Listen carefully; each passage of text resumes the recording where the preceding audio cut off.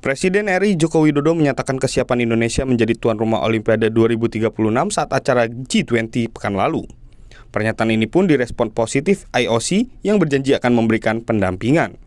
Menurut Presiden NOC Indonesia Raja Sabta Oktohari, Indonesia punya kans cukup besar. Apalagi sebelumnya Indonesia sudah pernah mempersiapkan diri sebagai tuan rumah Olimpiade 2032.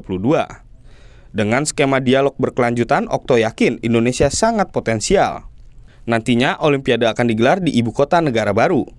Dengan pendampingan IOC, segala infrastruktur yang akan dibangun akan memiliki kualitas nomor 1. Saat Olimpiade Tokyo, saya menanyakan langsung kepada Thomas Bah. Saya bilang, sekarang ini posisi Indonesia ada di mana? Dia bilang posisi Indonesia masih tetap ada di tempat yang sama pada saat fase bidding yang kemarin. Karena kita tinggal meneruskan.